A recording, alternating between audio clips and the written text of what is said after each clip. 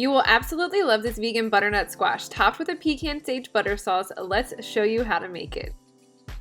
Most of us know what a Hasselback potato is and how delicious that is, but today we are going to be Hasselback a squash, a butternut squash specifically, which makes for a beautiful main dish or a side dish if you are hosting a holiday party or even just for a weeknight meal. If you aren't familiar with the term Hasselback or how to Hasselback something, it essentially just means that you take something. For a long time it just meant potatoes, and slicing them in very thin, even layers, it allows more flavor to develop this way. Also, it provides for a beautiful showcase of that dish, and it is super fun, especially if you struggle to get your kids to eat vegetables if you have that problem. To start, we are going to cut our butternut squash in half lengthwise. I like to use a serrated knife because I find it easier to cut through the denseness of the squash better.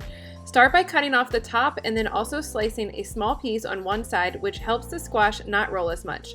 Then you are going to slowly and carefully cut down the center of your squash. Once you cut through the entire squash, you are going to be left with the two pieces that look somewhat like this. Now, there is definitely a difference in sizes when we are talking about butternut squash. If it is growing season and you grow your own, or if it's just in season and you're getting it at the store, you will notice that they are ginormous, kind of like this bad boy right here. However, off season, or what you're really looking for this recipe, are a little bit smaller ones. This is about 2 to 3 pounds, whereas this one is about 5 to 6 pounds, and it is ginormous.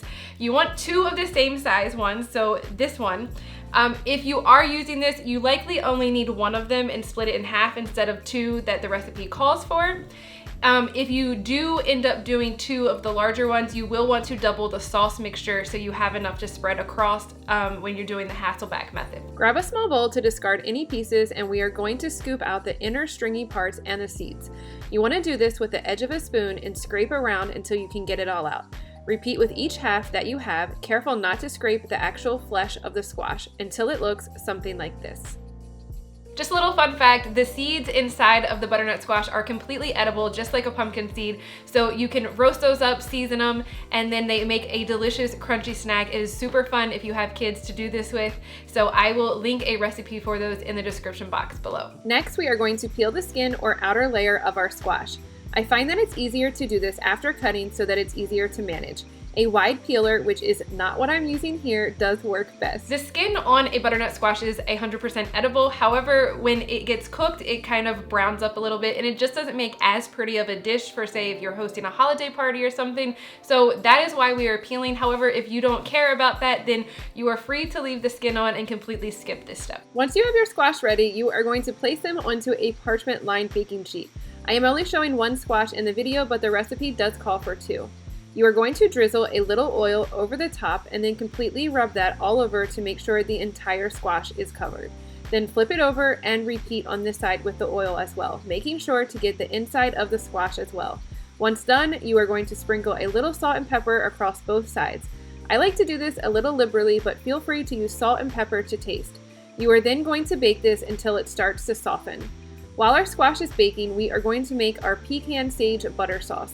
You are going to start by chopping up some pecans finely. You do want these to be on the smaller side, but not minute, if that makes sense. We are using pecans or pecans, depending where you're from, for this recipe because they are more tender and they toast up really well and give a nice nutty flavor to this dish. However, feel free to play around with this, maybe use some walnuts or pistachios, and if you can't have nuts, it will give a slightly different taste, but you could try doing this with pepitas or even sunflower seeds. Into a saucepan, we are going to start by melting some vegan butter entirely over medium heat. I am using sticks here, but since we are completely melting this, you can use vegan butter that comes in a tub as well, since this isn't a baking recipe. Add your chopped pecans and then stir frequently for a few minutes to allow the flavors to develop. Then some brown sugar and fresh sage, and then give that another stir together and cook for a few more minutes, stirring often so the pecans don't burn. Then you're going to remove this from the heat. Bring your partially cooked squash out of the oven, and then we are going to thinly slice this or Hasselback our halves. We are using butter knives on either side of this because it helps to make sure that we don't cut straight down all the way through and then just have a bunch of pieces instead of a very nice Hasselback butternut squash for this recipe, i.e., hello, this is what I would do every single time.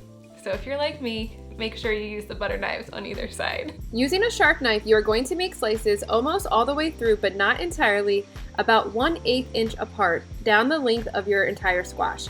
Then repeat until all your halves look somewhat like this. After that, you are going to brush and or spoon half of your pecan butter mixture across the top.